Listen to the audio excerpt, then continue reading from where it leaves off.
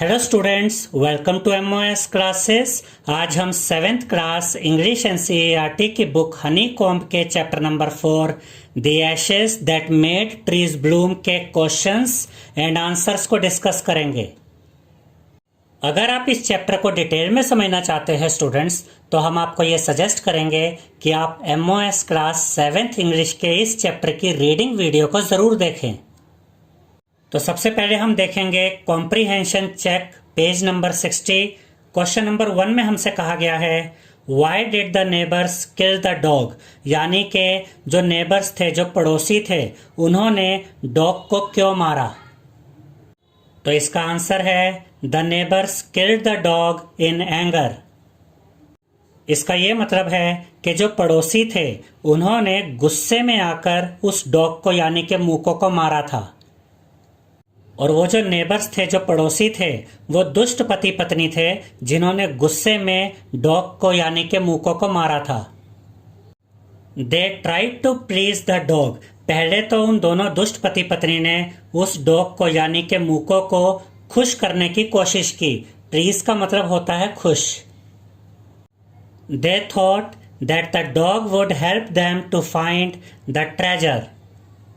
इसका ये मतलब है कि उन दुष्ट पति पत्नी ने ये सोचा कि जो डॉग है वो खजाना ढूंढने में उनकी मदद करेगा। But when the dog led them to a dead kitten they got angry and killed it. और जब वो डॉग उन्हें बिल्ली के मरे हुए बच्चे तक ले गया और उन्हें कोई खजाना नहीं मिला, तो उन दुष्ट पति पत्नी को गुस्सा आ गया और उन्होंने उस कुत्ते को मार दिया।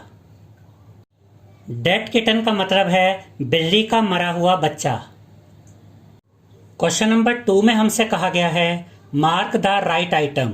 इस क्वेश्चन में 3 पार्ट्स हैं और उन तीनों पार्ट्स में हमें 3 ऑप्शंस दिए गए हैं और हमें उनमें से सही ऑप्शन को सेलेक्ट करना है। फर्स्ट पार्ट में हमसे कहा गया है the old farmer and his wife love the dog, यानी कि जो बूढ़ा फार्मर था और उसकी वाइफ थी। यहाँ पर दयालु पति पत्नी की बात की गई है कि जो ओल्ड फार्मर और उसकी वाइफ थी वो अपने डॉग को प्यार करते थे। और वो अपने डॉग को क्यों प्यार करते थे, इसके लिए यहाँ पर हमें 3 ऑप्शंस दिए गए हैं। ऑप्शन ए है because it helped them in their day to day work, क्योंकि वो डॉग उनके काम करने में उनकी मदद करता था।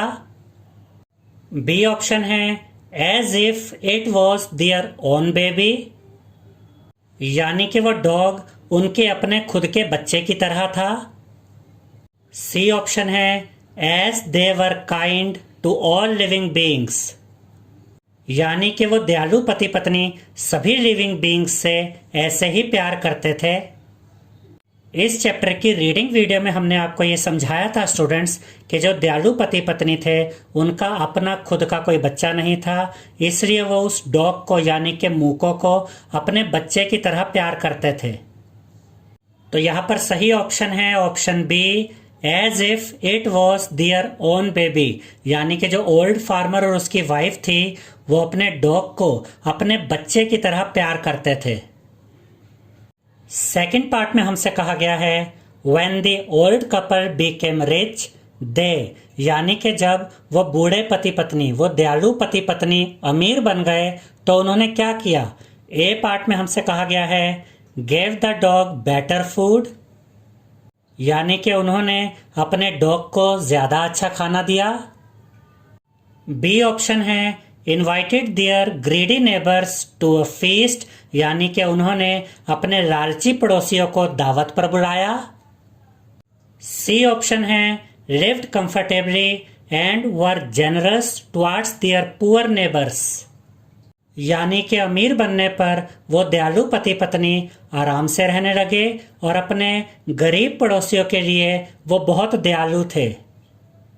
तो इसका सही आंसर है option C lived comfortably and were generous towards their poor neighbors, यानी कि अमीर बनने पर वो जो दयालु पति पत्नी थे वो आराम से रहने लगे और अपने गरीब पड़ोसियों के लिए वो बहुत दयालु थे, यानी कि अमीर बनने पर वो अपने गरीब पड़ोसियों की मदद करने लगे। थर्ड पार्ट में हमसे कहा गया है the greedy couple borrowed the mill and the mortar to make. Greedy का मतलब होता है लालची, बोरो का मतलब होता है उधार लेना, मिल का मतलब होता है चक्की और मोटर का मतलब होता है ओखली। और हमें यह बताना है कि लालची पति पत्नी ने दयालु पति पत्नी से चक्की और ओखली क्या बनाने के लिए उधार ली थी। ए ऑप्शन है rice pastry and bean sauce, यानी कि राइस पेस्ट्री बनाने के लिए और बीन सॉस बनाने के लिए। बी ऑप्शन है magic ash to win rewards, यानी कि चमत्कारी राख बनाने के लिए जिससे कि वो इनाम जीत सके। सी ऑप्शन है अ पाइल ऑफ गोल्ड, यानी कि सोने का ढेर बनाने के लिए। तो इसका सही आंसर है option C a pile of gold, यानी कि लालची पति पत्नी ने दयालु पति पत्नी से चक्की और ओखली सोने का ढेर बनाने के लिए उधार ली थी। अब हम देखेंगे working with the text page number 63। Question number 1 में हमसे कहा गया है the old farmer is a kind person, यानी कि जो ओल्ड फार्मर है वो एक दयालु इंसान है। What evidences of his kindness do you find in the first 2 paragraphs? और हमें यह बताना है कि इस चैप्टर के पहले 2 पैराग्राफ्स में वो कौन से एविडेंस है जिससे हमें ये पता चलता है कि जो ओल्ड फार्मर था वो एक काइंड पर्सन था, वो एक दयालु आदमी था। The old farmer and his wife were very kind persons, यानी कि जो ओल्ड फार्मर था और जो उसकी वाइफ थी वो दोनों ही बहुत दयालु इंसान थे। They loved and fed their pet dog as though it were their own baby. इस चैप्टर के फर्स्ट पैराग्राफ में ये बताया गया है स्टूडेंट्स कि जो ओल्ड फार्मर और उसकी वाइफ थी वो अपने पेट डॉग को अपने बच्चे की तरह प्यार करते थे और अपने बच्चे की तरह खाना खिलाते थे। The old farmer often turned up a sod on purpose to give food to the birds while going to work. सोड का मतलब होता है मिट्टी का ढेला और इसका ये मतलब है कि जब ओल्ड फार्मर काम के लिए जाता था तो वो जानबूझकर मिट्टी के ढेलों को जमीन पर गिरा देता था जिससे कि बर्ड्स को खाना मिलता था, पक्षियों को खाना मिलता था। क्वेश्चन नंबर 2 में हमसे कहा गया है what did the dog do to lead the farmer to the hidden gold, यानी कि डॉग ने फार्मर को यानी कि दयालु आदमी को छुपे हुए सोने तक ले जाने के लिए क्या किया। तो इसका आंसर है the dog took the farmer to a place and began scratching it. इसका यह मतलब है कि वो डॉग अपने मालिक को यानी कि फार्मर को एक जगह तक ले गया और उस जगह पर उस डॉग ने खुरचना शुरू कर दिया। स्क्रैचिंग का मतलब होता है खुरचना। The old man thought there might be a buried bone or bit of fish, struck with his hoe in the earth and found the hidden gold.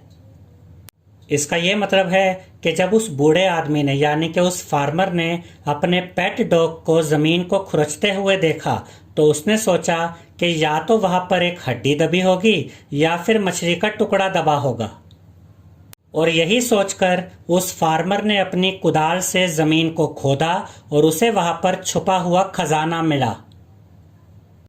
Question number 3 के फर्स्ट पार्ट में हमसे कहा गया है how did the spirit of the dog help the farmer first. इसका यह मतलब है कि डॉग की स्पिरिट ने यानी कि कुत्ते की आत्मा ने फार्मर की यानी कि दयालु आदमी की पहली बार कैसे मदद की। वैसे तो फार्मर का मतलब किसान होता है, इस चैप्टर में ये जो फार्मर था ये एक दयालु आदमी था, इसलिए इस फार्मर को हम दयालु आदमी भी कहते हैं। तो इसका आंसर है the spirit of the dog appeared to the farmer in a dream and told him to cut down the pine tree over his grave and to make a mortar for rice pastry and a mill for bean sauce from it. इसका ये मतलब है कि dog की spirit यानी कि कुत्ते की आत्मा फार्मर के ड्रीम में आई और उसने फार्मर को बताया कि उसकी ग्रेव के ऊपर यानी कि उसकी कब्र के ऊपर जो पाइन ट्री है, जो चीड़ का पेड़ है, वो उस पेड़ को काट ले और उस पेड़ की लकड़ी से राइस पेस्ट्री बनाने के लिए मोर्टर यानी कि ओखली बनाए और बीन सॉस बनाने के लिए मिल यानी कि चक्की बनाए। सेकंड पार्ट में हमसे कहा गया है how did it help him next, यानी कि डॉग की स्पिरिट ने फार्मर की दोबारा मदद कैसे की। तो इसका आंसर है the dogs spirit came again in the farmers dream and told him how the wicked neighbours had burn the mill made from the pine tree. इसका यह मतलब है कि डॉग की स्पिरिट यानी कि कुत्ते की आत्मा एक बार फिर से फार्मर के सपने में आई और उसने फार्मर को बताया कि किस तरह से लालची पड़ोसियों ने यानी कि वो जो लालची पति पत्नी थे, उन्होंने पाइन ट्री से जो चक्की बनी थी उस चक्की को जला दिया था। The spirit of the dog told him to take the ashes of the mill and sprinkle them on the withered trees and they would bloom again. इसका यह मतलब है कि डॉग के स्पिरिट ने फार्मर को यानी कि दयालु आदमी को यह बताया कि वो उस चक्की की राख को लेकर आ जाए और उस राख को मुरझाए हुए पेड़ों पर यानी कि उजड़े हुए पेड़ों पर बिखेर दे, जिससे कि वो मुरझाए हुए पेड़ फिर से खिल जाएंगे, उनके ऊपर बहार आ जाएगी। क्वेश्चन नंबर 4 में हमसे कहा गया है Why did the daimyo reward the farmer but punish his neighbor for the same act? इसका ये मतलब है कि जो डायमियो था यानी कि जो जमींदार था, उसने सेम एक्ट के लिए यानी कि एक ही काम करने के लिए फार्मर को तो रिवॉर्ड दिया यानी कि उस किसान को, उस दयालु आदमी को तो पुरस्कार दिया, लेकिन उसके पड़ोसी को सजा दी। ऐसा क्यों? तो इसका आंसर है The farmer sprinkled the magical ash over the withered cherry tree and it blossomed. इसका ये मतलब है कि फार्मर ने मुरझाए हुए चेरी ट्री के ऊपर जादुई राख को बिखेर दिया, जिससे कि वो मुरझाया हुआ चेरी का पेड़ फिर से खिल गया, उसके ऊपर फूल आ गए। Daimyo was pleased seeing the miracle and he rewarded the farmer. और डायमियो यानी कि जमींदार इस जादू को देखकर, इस चमत्कार को देखकर बहुत प्रसन्न हुआ, बहुत खुश हुआ और उसने फार्मर को पुरस्कार दिए। But his neighbour did not have magic in the Ashes. लेकिन दयालु आदमी का जो दुष्ट पड़ोसी था, उसकी राख में जादू नहीं था। He threw a handful of ashes over the withered cherry tree which did not change a particle. और उस दुष्ट आदमी ने मुट्ठी भरकर राख मुरझाए हुए चेरी ट्री के ऊपर फेंक दी, जिससे कि उस चेरी ट्री में कोई बदलाव नहीं आया, कोई चेंज नहीं आया। The ashes went into the noses and eyes of the daimyo and his wife and resulted in sneezing and choking. इसका यह मतलब है कि दुष्ट आदमी ने जो राख पेड़ के ऊपर फेंकी थी, वो राख डायमियो और उसकी पत्नी की नाक में और आंखों में चली गई, जिससे कि उन्हें छींकें आई और उनका दम घुटने लगा। Daimyo got angry and punished the neighbour for his act. और इससे डायमियो को यानी कि जमींदार को गुस्सा आ गया और उसने उस दयालु आदमी के दुष्ट पड़ोसी को उसके काम की सजा दी। अब हम देखेंगे working with language page number 64। Question number 1 में हमसे कहा गया है रीड द फॉलोइंग कन्वर्सेशन। यहां पर हमें कन्वर्सेशन पढ़नी है यानी कि बातचीत पढ़नी है। तो यहाँ पर रवि और मृदु के बीच में कन्वर्सेशन हो रही है यानी कि बातचीत हो रही है। रवि मृदु से पूछता है व्हाट आर यू डूइंग, कि तुम क्या कर रहे हो। मृदु रवि से कहती है I am reading a book, कि मैं एक बुक पढ़ रही हूं। उसके बाद रवि मृदु से पूछता है हु रोट इट, यानी कि यह बुक किसने लिखी है। मृदु रवि को बताती है रस्किन बॉन्ड, यानी कि ये बुक रस्किन बॉन्ड ने लिखी है। उसके बाद रवि मृदु से पूछता है where did you find it, कि तुम्हें ये बुक कहाँ से मिली। मृदु रवि को बताती है इन द लाइब्रेरी, यानी कि मृदु को ये बुक लाइब्रेरी में मिली। उसके बाद हमसे कहा गया है notice that what, who, where are question words, यानी कि व्हाट, हु, वेयर ये क्वेश्चन वर्ड्स हैं, यानी कि प्रश्न पूछने वाले वर्ड्स हैं। Questions that require information begin with question words. इसका यह मतलब है कि क्वेश्चन पूछने के लिए जो सेंटेंस होते हैं वो क्वेश्चन वर्ड से स्टार्ट होते हैं, जैसे कि व्हाट से, हु से, वेयर से। Some other question words are when, why, where, which and how. इसका यह मतलब है कि when, why, where, which and how ये सब भी क्वेश्चन वर्ड्स हैं जिनका इस्तेमाल क्वेश्चन पूछने के लिए किया जाता है। उसके बाद हमसे कहा गया है रिमेंबर दैट, और यहां पर हमें कुछ पॉइंट्स दिए गए हैं। What asks about actions, things etcetera, यानी कि व्हाट का यूज एक्शंस के बारे में पूछने के लिए और थिंग्स यानी कि चीजों के बारे में पूछने के लिए किया जाता है। हु आस्क्स अबाउट पीपल, यानी कि हु का यूज लोगों के बारे में पूछने के लिए किया जाता है। विच आस्क्स अबाउट पीपल और थिंग्स, यानी कि विच का यूज लोगों के बारे में पूछने के लिए या थिंग्स यानी कि चीजों के बारे में पूछने के लिए किया जाता है। वेयर आस्क्स अबाउट प्लेस, यानी कि वेयर का यूज जगह के बारे में पूछने के लिए किया जाता है। When asks about time, यानी कि when का यूज टाइम के बारे में पूछने के लिए किया जाता है। Why asks about reason और purpose, यानी कि why का यूज रीजन के बारे में पूछने के लिए या पर्पस यानी कि उद्देश्य के बारे में पूछने के लिए किया जाता है। How asks about means, manner और degree, इसका यह मतलब है कि हाउ का यूज किसी काम को करने के तरीके के बारे में पूछने के लिए किया जाता है।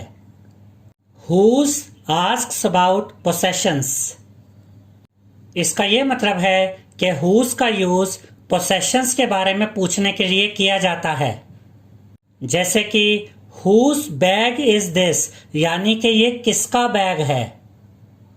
इसके बाद हमसे कहा गया है read the following paragraph and frame questions on the italicized phrases।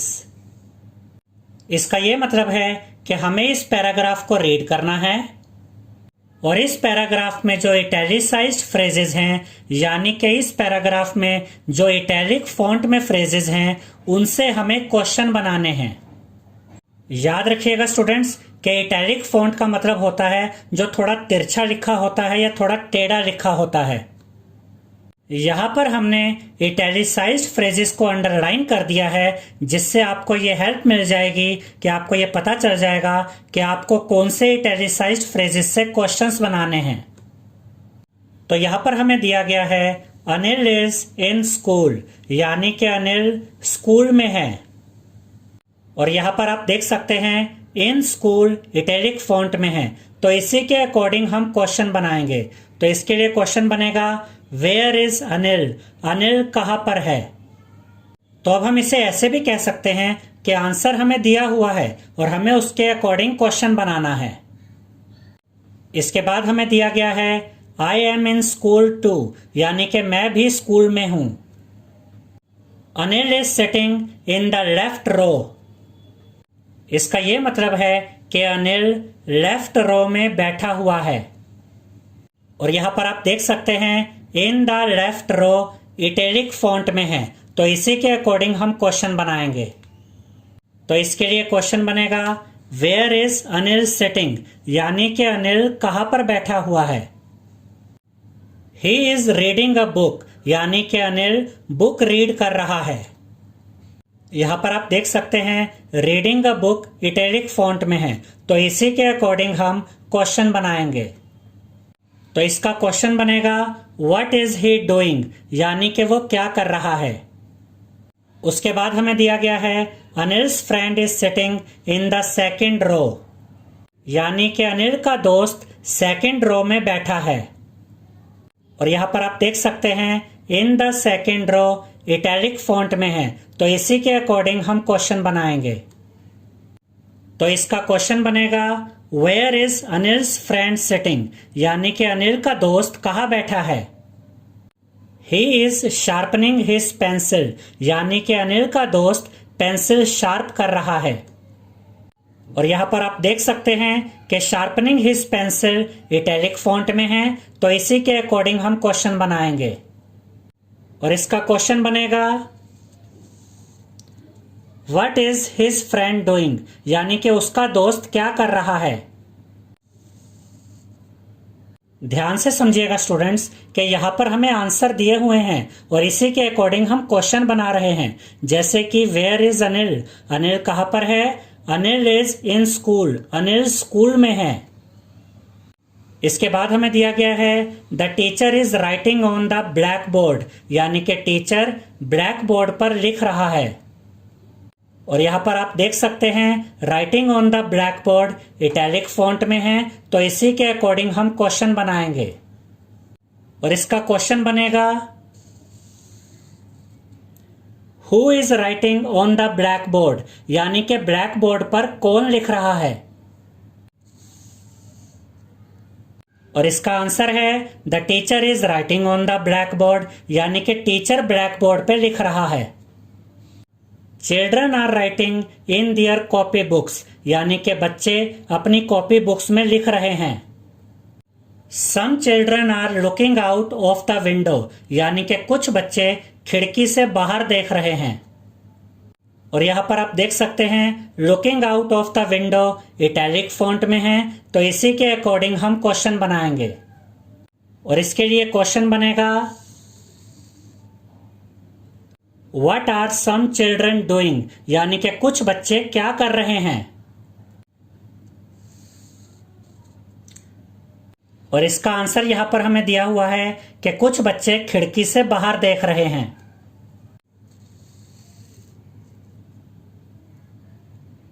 तो इस पैराग्राफ में जो आंसर्स हमें दिए गए थे उनके अकॉर्डिंग हमने यहां पर क्वेश्चंस बना दिए हैं।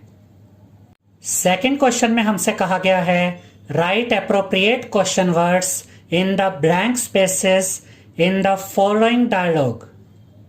यहां पर हमें नेहा और शीला के डायलॉग्स दिए गए हैं, यानी कि उनकी बातचीत दी गई है। और यहां पर हमें कुछ ब्लैंक स्पेसेस भी दिए गए हैं और हमें इन ब्लैंक स्पेसेस में एप्रोप्रिएट क्वेश्चन वर्ड्स लिखने हैं। तो नेहा कहती है dash did you get this book, Sheela कहती है यस्टरडे मॉर्निंग। उसके बाद नेहा कहती है dash is your sister crying, Sheela कहती है because she has lost her doll. Neha कहती है dash room is this yours और हर्स, शीला कहती है इट्स आवर्स। नेहा कहती है dash do you go to school, Sheela कहती है we walk to school it is nearby. तो यहां पर हम लिखेंगे व्हेन, व्हेन का मतलब होता है कब। नेहा शीला से पूछती है when did you get this book, यानी कि तुमने ये बुक कब ली। शीला नेहा को कहती है यस्टरडे मॉर्निंग, यानी कि मैंने ये बुक कल सुबह ली। यहां पर हम लिखेंगे वाई, वाई का मतलब होता है क्यों। नेहा शीला से पूछती है why is your sister crying, यानी कि तुम्हारी बहन क्यों रो रही है। शीला नेहा से कहती है because she has lost her doll, क्योंकि उसकी डॉल खो गई है इसलिए वो रो रही है। यहां पर हम लिखेंगे हुज, हुज का मतलब है किसका। नेहा शीला से पूछती है whose room is this, yours और हर्स, यानी कि ये कमरा किसका है, तुम्हारा या तुम्हारी बहन का।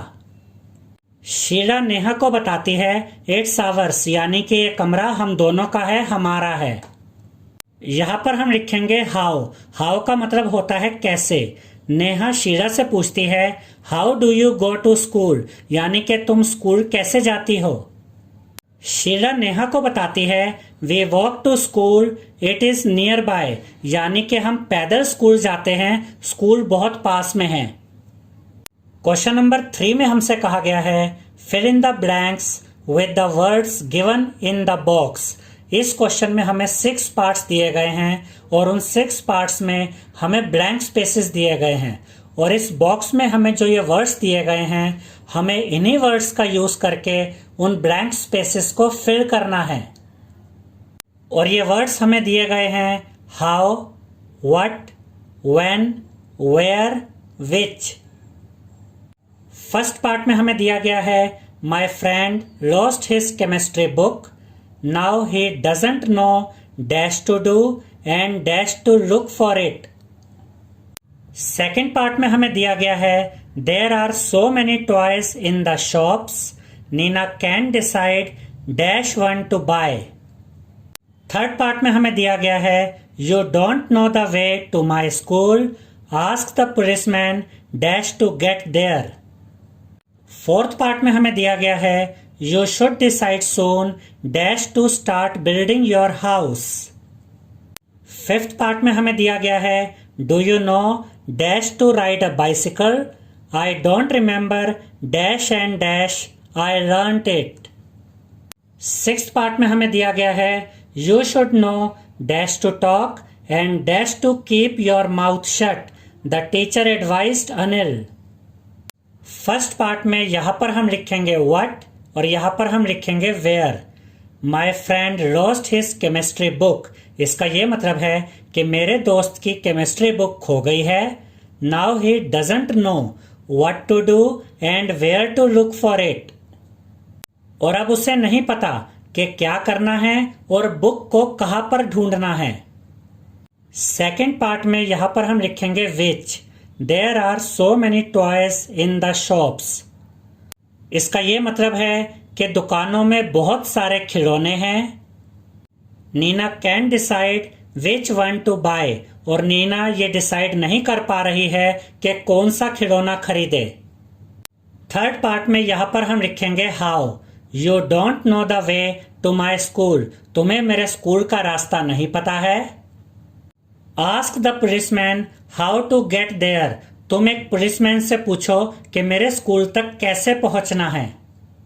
फोर्थ पार्ट में यहां पर हम लिखेंगे when, you should decide soon when to start building your house. इसका यह मतलब है कि तुम्हें जल्दी ये डिसाइड कर लेना चाहिए कि तुम अपना घर बनाना कब स्टार्ट करोगे। फिफ्थ पार्ट में यहां पर हम लिखेंगे हाउ, यहां पर हम लिखेंगे व्हेन और यहां पर हम लिखेंगे where. Do you know how to ride a bicycle, क्या तुम जानते हो कि साइकिल कैसे चलाते हैं। I don't remember when and where I learned it, मुझे याद नहीं है कि कब और कहाँ मैंने साइकिल चलाना सीखा। सिक्स्थ पार्ट में यहां पर हम लिखेंगे हाउ और यहां पर हम लिखेंगे when. You should know how to talk and when to keep your mouth shut, the teacher advised Anil. इसका यह मतलब है कि टीचर ने अनिल को सलाह दी कि तुम्हें पता होना चाहिए कि कैसे बात करनी है और कब अपना मुंह बंद रखना है। क्वेश्चन नंबर 4 में हमसे कहा गया है एड इम और इन to each of the following words and use them in place of the italicized words in the sentences given below। इसका यह मतलब है स्टूडेंट्स कि इस बॉक्स में हमें यहाँ पर कुछ वर्ड्स दिए गए हैं और ये वर्ड्स हैं patient, proper, possible, sensitive, competent. Patient का मतलब होता है धैर्यवान, प्रॉपर का मतलब होता है सही, पॉसिबल का मतलब होता है संभव, सेंसिटिव का मतलब होता है संवेदनशील, जो दूसरों की भावनाओं को समझता है, दूसरों के दुख को समझता है, और कॉम्पिटेंट का मतलब होता है सक्षम, जो किसी काम को करने में कैपेबल हो। और अगर हम इन वर्ड्स के साथ एम या इन ऐड कर देते हैं तो इनके मतलब बदल जाते हैं। जैसे कि इम्पेशेंट का मतलब होता है जिसमें धैर्य ना हो, इम्प्रॉपर का मतलब होता है गलत, इम्पॉसिबल का मतलब होता है जो संभव ना हो, इनसेंसिटिव का मतलब होता है असंवेदनशील, जो दूसरों की भावनाओं को नहीं समझता, दूसरों के दुख को नहीं समझता। इनकॉम्पिटेंट का मतलब होता है असक्षम, जो किसी काम को करने के लिए कैपेबल ना हो। इस क्वेश्चन में टोटल 5 पार्ट्स है स्टूडेंट्स, और उन 5 पार्ट्स में हमें कुछ इटैलिसाइज्ड वर्ड्स दिए गए हैं। इटैलिसाइज्ड वर्ड्स का मतलब है ऐसे वर्ड्स जो इटैलिक फॉन्ट में लिखे गए हैं, यानी कि ऐसे वर्ड्स जो टेढ़े लिखे गए हैं, तिरछे लिखे गए हैं। और हमसे यह कहा गया है कि इस क्वेश्चन के जितने भी पार्ट्स हैं, उन पार्ट्स में जहां भी इटैलिसाइज्ड वर्ड्स यूज किए गए हैं, यानी कि जहां भी ऐसे वर्ड्स हैं जिनका इटैलिक फॉन्ट है, हमें ऐसे वर्ड्स की जगह इन वर्ड्स का यूज करना है, वो भी इम या इन लगा के। यहाँ पर आपकी हेल्प करने के लिए हमने इटैलिसाइज्ड वर्ड्स को, यानी कि इटैलिक फॉन्ट वाले वर्ड्स को अंडरलाइन कर दिया है। और इटैलिसाइज्ड वर्ड्स की जगह हमने जो वर्ड यूज किए हैं उन्हें भी हमने अंडरलाइन किया है। सिर्फ आपके समझने के लिए हमने इन्हें अंडरलाइन किया है। आप इन्हें अंडरलाइन करें या ना करें, यह आपके ऊपर है। फर्स्ट पार्ट में हमसे कहा गया है the project appears very difficult at first sight but it can be completed if we work very hard. इसका यह मतलब है कि ये प्रोजेक्ट पहली नज़र में बहुत डिफिकल्ट लग रहा है, लेकिन इस प्रोजेक्ट को कंप्लीट किया जा सकता है अगर हम बहुत मेहनत करें। यहाँ पर हम वेरी डिफिकल्ट की जगह इम्पॉसिबल वर्ड यूज करेंगे। यहाँ पर आप देख सकते हैं कि इस बॉक्स में हमें पॉसिबल वर्ड दिया गया है। इस पॉसिबल से पहले हम यहाँ पर आई एम ऐड कर देंगे, जिससे ये बन जाएगा इम्पॉसिबल। तो यहाँ पर हम लिखेंगे the project appears impossible at first sight but it can be completed if we work very hard. इसका यह मतलब है कि पहली नजर में यह प्रोजेक्ट असंभव लग रहा है, लेकिन इस प्रोजेक्ट को कंप्लीट किया जा सकता है अगर हम बहुत मेहनत करें। सेकेंड पार्ट में हमसे कहा गया है ही लैक्स कॉम्पिटेंस। लैक्स का मतलब होता है कमी, कॉम्पिटेंस का मतलब होता है क्षमता, किसी काम को करने की कैपेबिलिटी। इसका यह मतलब है कि उसमें क्षमता की कमी है। That's why he can't keep any job for more than 1 year। याद रखिएगा स्टूडेंट्स कि इसे आप कैंट भी पढ़ सकते हैं और कांट भी पढ़ सकते हैं। इसका यह मतलब है कि उसमें क्षमता की कमी है। यही रीजन है कि वो किसी भी जॉब में 1 साल से ज्यादा नहीं टिक पाता। तो लैक्स कॉम्पिटेंस की जगह यहां पर हम यूज करेंगे इनकॉम्पिटेंट। इनकॉम्पिटेंट का मतलब होता है असक्षम, जो किसी काम को करने के लिए सक्षम ना हो।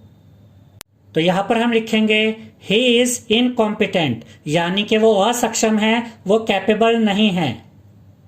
That's why he can't keep any job for more than 1 year. और इस वजह से वो किसी भी जॉब में 1 साल से ज्यादा नहीं टिक पाता। थर्ड पार्ट में हमें दिया गया है डोंट लूज पेशेंस, यानी कि अपने पेशेंस को मत खो, अपने धैर्य को मत खो।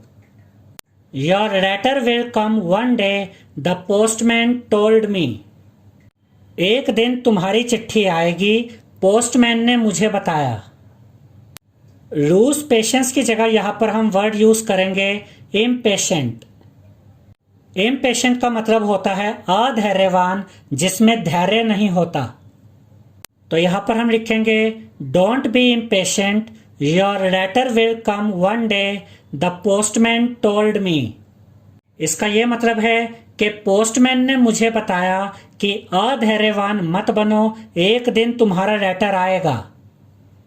फोर्थ पार्ट में हमें दिया गया है that's not a proper remark to make under the circumstances. इसका यह मतलब है कि इस तरह के हालात में यह बात सही नहीं है। रिमार्क का मतलब होता है कोई बात कह देना, टिप्पणी करना। नॉट अ प्रॉपर का मतलब होता है इम्प्रॉपर, जो सही ना हो। तो नॉट अ प्रॉपर की जगह यहां पर हम लिखेंगे इम्प्रॉपर। तो यहां पर हम लिखेंगे that's an improper remark to make under the circumstances. यानी कि इस तरह के हालात में ऐसी बात कह देना गलत है, सही नहीं है।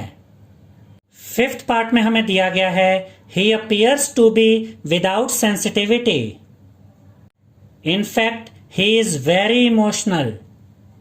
इसका यह मतलब है कि वो ऐसा दिखता है जैसे कि वो असंवेदनशील है, वो किसी की परवाह नहीं करता, लेकिन सच तो ये है कि वो बहुत ही भावुक है। विदाउट सेंसिटिविटी का मतलब होता है इनसेंसिटिव, यानी कि ऐसा व्यक्ति जो किसी की भावनाओं की परवाह नहीं करता, किसी के दुखों की परवाह नहीं करता। तो विदाउट सेंसिटिविटी की जगह यहां पर हम लिखेंगे इनसेंसिटिव। तो यहां पर हम लिखेंगे he appears to be insensitive, यानी कि वो इनसेंसिटिव दिखता है, यानी कि वो ऐसे दिखता है जैसे कि वो किसी की परवाह नहीं करता। In fact he is very emotional, लेकिन सच तो यह है कि वो बहुत ज्यादा भावुक है। क्वेश्चन नंबर 5 में हमसे कहा गया है read the following sentences. It was a cold morning and stars still glowed in the sky, यानी कि ये एक ठंडी सुबह थी और आसमान में तारे अभी भी चमक रहे थे। An old man was walking along the road, और एक बूढ़ा आदमी रास्ते पर चला जा रहा था। The words in italics are articles. इसका ये मतलब है स्टूडेंट्स कि इन सेंटेंसेस में इटैलिक फॉन्ट में जो वर्ड्स हैं वो आर्टिकल्स हैं, जैसे कि ए, द, एन, ये तीनों क्या हैं? आर्टिकल्स हैं। और आपकी हेल्प के लिए हमने इन आर्टिकल्स को यहां पर अंडरलाइन कर दिया है। A and an are indefinite articles and the is the definite article.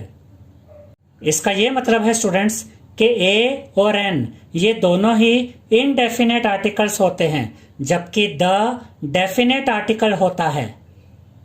अब आप सोचेंगे कि इनडेफिनेट आर्टिकल्स का क्या मतलब होता है और डेफिनेट आर्टिकल का क्या मतलब होता है। हम इसे एग्जाम्पल के द्वारा समझते हैं। मान लीजिए कि आप कहते हैं दिस इज अ शर्ट, यानी कि ये एक शर्ट है। इस सेंटेंस में कौन सा आर्टिकल यूज हुआ? ए। और यहां पर आप जिस शर्ट की बात कर रहे हैं वो कोई स्पेसिफिक शर्ट नहीं है, आप उस शर्ट की किसी खासियत के बारे में नहीं बता रहे हैं। अब हम इसी सेंटेंस को दूसरे तरीके से कहते हैं this is the shirt I wanted, यानी कि ये वो शर्ट है जो मैं चाहता था। अब यहां पर कौन सा आर्टिकल यूज हुआ? द। और यहां पर द आर्टिकल इसलिए यूज हुआ कि यहां पर हम एक स्पेसिफिक शर्ट की बात कर रहे हैं, यानी कि एक ऐसी शर्ट जो मैं चाहता था। तो याद रखिएगा स्टूडेंट्स कि जब आप किसी स्पेसिफिक चीज की बात करते हैं जिसकी खासियत भी आप बता रहे हैं, तो ऐसी चीज के साथ द आर्टिकल आता है। अब हम समझेंगे कि ए आर्टिकल और एन आर्टिकल को किस तरह से यूज किया जाता है। A is used before a singular countable noun, यानी कि सिंगुलर काउंटेबल नाउन से पहले A लगता है। N is used before a word that begins with a vowel. इसका यह मतलब है कि कोई भी ऐसा वर्ड जो वॉवल से स्टार्ट होता है उस वर्ड से पहले N लगता है। अब यहां पर हमें कुछ एग्जाम्पल्स दिए गए हैं। A boy, a mango, a university, an actor, an apple, an hour। अब जो हम आपको समझाने जा रहे हैं स्टूडेंट्स, इसे बहुत ध्यान से समझिएगा, क्योंकि आर्टिकल ए और आर्टिकल एन को यूज करने में स्टूडेंट्स को बहुत कंफ्यूजन होती है। अब देखिए स्टूडेंट्स, यहां पर हमें दिया गया है अ बॉय। अब इस वर्ड को देखिए बॉय, बॉय का पहला लेटर क्या है? बी। तो कोई भी ऐसा वर्ड जिसका पहला लेटर बी यानी कि बा है, उससे पहले जो आर्टिकल यूज होगा वो ए होगा। याद रखिएगा स्टूडेंट्स कि वॉवल्स के अलावा जो दूसरे लेटर्स होते हैं इंग्लिश में, उन्हें हम कॉन्सोनेंट कहते हैं, जैसे कि बी, सी, डी, एफ, जी, H L M N S T। Vowels के अलावा बाकी सभी लेटर्स को हम कॉन्सोनेंट कहते हैं, और कोई भी ऐसा वर्ड जो एक कॉन्सोनेंट से शुरू होता है उस वर्ड से पहले अ आर्टिकल आता है। इसे आप ए भी पढ़ सकते हैं, अ भी पढ़ सकते हैं। यहाँ पर एक और इम्पोर्टेंट पॉइंट याद रखिएगा स्टूडेंट्स, कि जब हम ये कहते हैं कि कोई भी ऐसा वर्ड जो कॉन्सोनेंट से स्टार्ट होता है तो ऐसे वर्ड से पहले ए आर्टिकल आता है। तो यहाँ पर कॉन्सोनेंट को हमने राइटिंग के हिसाब से नहीं देखना, बल्कि प्रोनाउंसिएशन के हिसाब से देखना है, बोलने के हिसाब से देखना है। यहाँ पर देखिए अ बॉय, अब बॉय बोलने में भी ब ही आ रहा है, यानी कि जब हम बॉय को बोलते हैं तो बोलने में भी बॉय की जो स्टार्टिंग है वो एक कॉन्सोनेंट यानी कि बी से हो रही है, इसीलिए बॉय से पहले ए आर्टिकल आएगा। सेकंड एग्जाम्पल हमें दिया गया है अ मैंगो। आप मैंगो को बोलकर देख सकते हैं। जब आप मैंगो को प्रोनाउंस करते हैं, मैंगो को बोलते हैं, तो इस मैंगो वर्ड की जो स्टार्टिंग है वो बोलने में ही कॉन्सोनेंट से स्टार्ट हो रही है, मैंगो यानी मैं से। इसीलिए मैंगो वर्ड से पहले ए आर्टिकल आता है। अब ये थर्ड एग्जाम्पल हमें दिया गया है अ यूनिवर्सिटी। अब यहाँ पर हमें यह कहा गया था कि कोई भी ऐसा वर्ड जो वोवेल से स्टार्ट होता है, ऐसे वर्ड से पहले एन आता है। अब यहाँ पर आप देख सकते हैं कि यूनिवर्सिटी तो यू से स्टार्ट हो रहा है जो कि एक वोवेल है, लेकिन यूनिवर्सिटी से पहले एन नहीं आया बल्कि ए आर्टिकल आया। तो इसे आपने याद रखना है स्टूडेंट्स कि कोई भी ऐसा वर्ड जिसकी प्रोनाउंसिएशन यानी कि जिसके बोलने की जो स्टार्टिंग है वो अगर यू से स्टार्ट होती है तो ऐसे वर्ड से पहले ए आता है। अब इस एग्जांपल को देखिए, एन एक्टर। एक्टर एक ऐसा वर्ड है जिसका पहला लेटर एक वोवेल है ए, इसलिए एक्टर से पहले कौन सा आर्टिकल यूज हुआ, एन। और आपने ये भी याद रखना है कि एक्टर का पहला लेटर ए है, तो हमें इसे बोलकर भी देखना है कि क्या बोलने में भी एक वोवेल से ही स्टार्टिंग हो रही है। एक्टर यानी कि बोलने में भी ए यानी कि एक वोवेल से ही स्टार्टिंग हो रही है, इसीलिए इस वर्ड से पहले एन आर्टिकल आया है। नेक्स्ट एग्जाम्पल है एन एप्पल। यहाँ पर आप देख सकते हैं कि जब हम एप्पल बोलते हैं तो इसकी भी जो स्टार्टिंग है वो ए से होती है यानी कि एक वोवेल से होती है, इसलिए एप्पल से पहले एन आर्टिकल आया है। अब इस एग्जाम्पल को देखिए, एन आवर। अब अगर आप राइटिंग के हिसाब से जाएंगे तो इस वर्ड का जो पहला लेटर है वो एच है, और एच तो वोवेल नहीं है, तो इस वर्ड से पहले एन क्यों आया है। ऐसा इसलिए हुआ स्टूडेंट्स कि ये जो वर्ड है इसे हम आवर बोलते हैं, इसमें एच साइलेंट होता है। अब भले ही लिखने में इस वर्ड की स्टार्टिंग एक कॉन्सोनेंट से हुई है, एच से हुई है, लेकिन जब हम इस वर्ड को बोलते हैं तो हम इसे आवर बोलते हैं, यानी कि बोलते समय, प्रोनाउंसिएशन के समय इस वर्ड की जो स्टार्टिंग है वो एक वोवेल से होती है, आ से, इसीलिए इस वर्ड से पहले एन आर्टिकल आया है, an hour. I hope students कि अब आपको ए आर्टिकल, एन आर्टिकल और द आर्टिकल को यूज करने का तरीका समझ में आ गया होगा। अब आप इस क्वेश्चन के सभी आंसर्स आसानी से दे सकते हैं। उसके बाद हमसे कहा गया है यूज ए, एन और द इन द ब्लैंक्स। यहां पर हमसे ये कहा गया है स्टूडेंट्स कि हमें आर्टिकल ए, एन और द का यूज करके इस पैराग्राफ में जो ब्लैंक स्पेसेस दिए गए हैं उन ब्लैंक स्पेसेस को फिल करना है। हमने ऑलरेडी इन ब्लैंक स्पेसेस को फिल कर दिया है। अब हम आपके लिए इस पैराग्राफ को रीड करेंगे। There was once a play which became very successful. A famous actor was acting in it. In the play his role was that of an aristocrat who had been imprisoned in a castle for 20 years. In the last act of the play, someone would come on the stage with a letter which he would hand over to the prisoner. Even though the aristocrat was not expected to read the letter at each performance, he always insisted that the letter be written out from beginning to end. Question number 6 में हमसे कहा गया है encircle the correct article, यानी कि हमें correct article को circle करना है। Nina was looking for dash job, और यहां पर हमें दो ऑप्शन दिए गए हैं, ए और द। तो हमने यहां पर ए को सर्कल कर दिया है।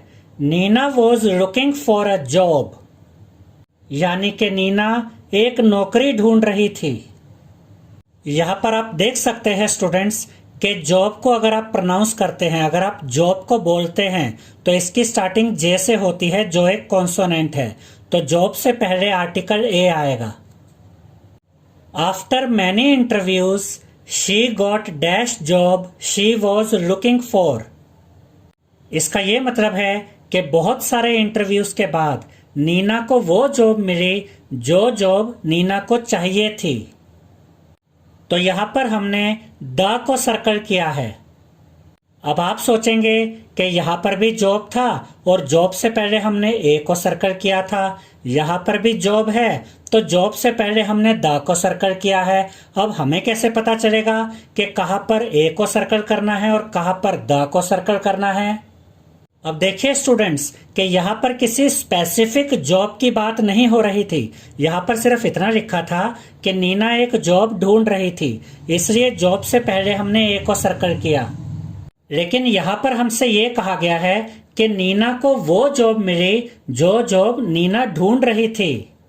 और हमने आपको ये समझाया था स्टूडेंट्स कि जब हम किसी स्पेसिफिक चीज की बात करते हैं, किसी खास चीज की बात करते हैं, तो उससे पहले द आर्टिकल लगता है, इसलिए यहां पर हमने द को सर्कल किया है।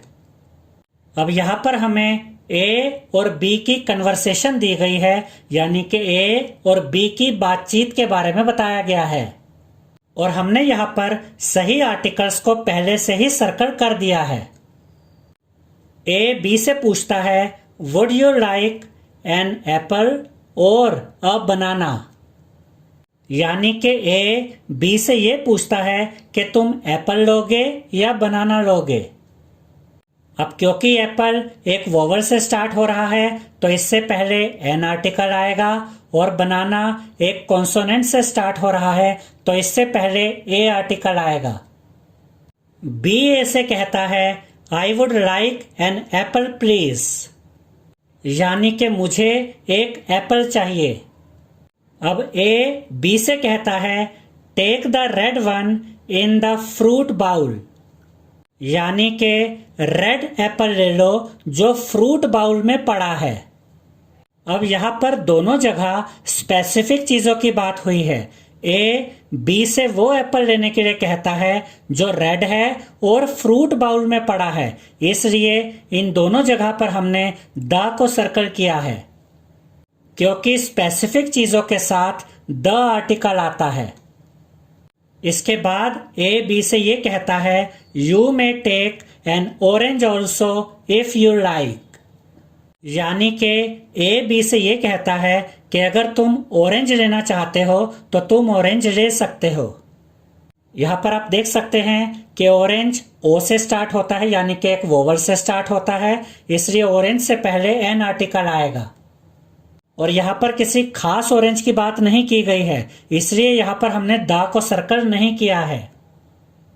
अब बी ए से पूछता है विच वन, कि मैं कौन सा ऑरेंज लूं।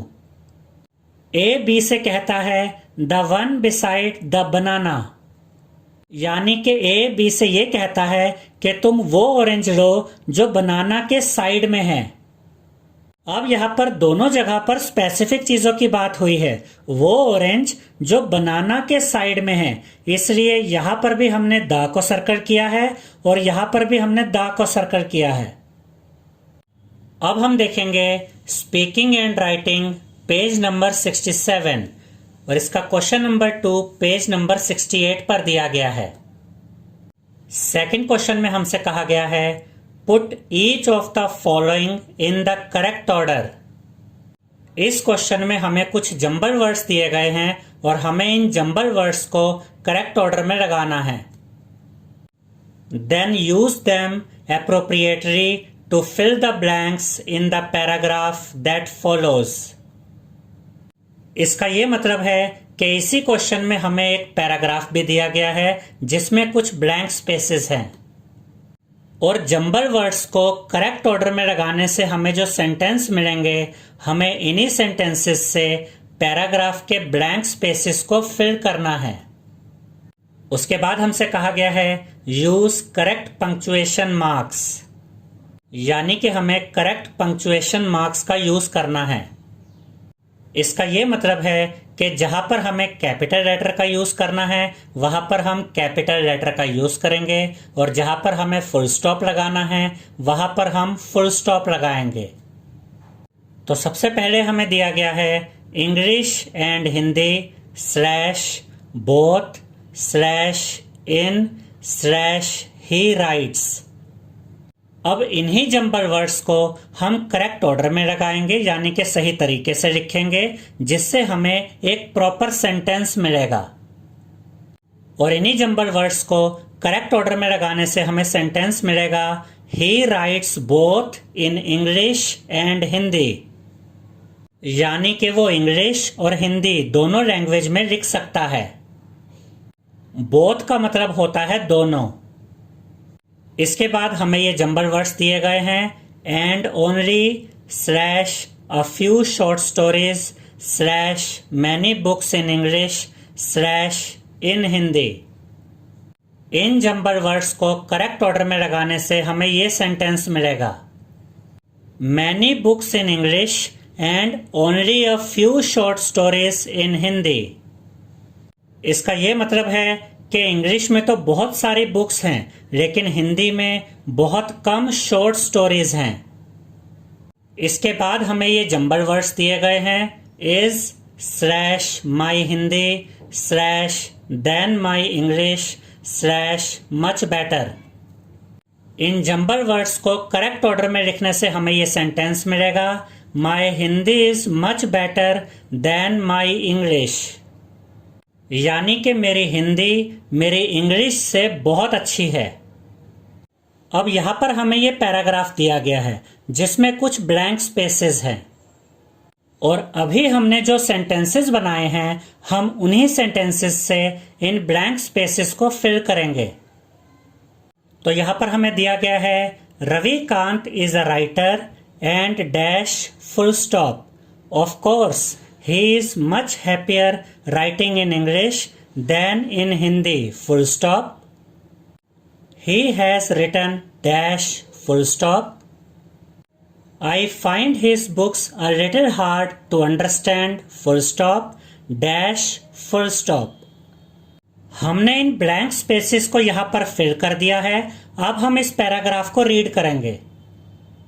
Ravikant is a writer and he writes both in English and Hindi, यानी कि रविकांत एक लेखक है और रविकांत इंग्लिश और हिंदी दोनों में लिखता है। Of course, he is much happier writing in English than in Hindi. इसका ये मतलब है कि रविकांत को हिंदी की बजाय इंग्लिश में लिखने से ज्यादा खुशी मिलती है। He has written many books in English and only a few short stories in Hindi. इसका ये मतलब है कि रविकांत ने इंग्लिश में बहुत सारी बुक्स लिखी हैं, लेकिन हिंदी में बहुत कम शॉर्ट स्टोरीज लिखी हैं। I find his books a little hard to understand. इसका ये मतलब है कि मुझे रविकांत की बुक्स को समझने में थोड़ी मुश्किल होती है। My Hindi is much better than my English. इसका ये मतलब है कि मेरी हिंदी मेरी इंग्लिश से ज्यादा अच्छी है। आई होप स्टूडेंट्स आपको हमारा ये वीडियो पसंद आया होगा। अगर आपको हमारा ये वीडियो पसंद आया है तो इसे लाइक शेयर और सब्सक्राइब कीजिए। Thank you.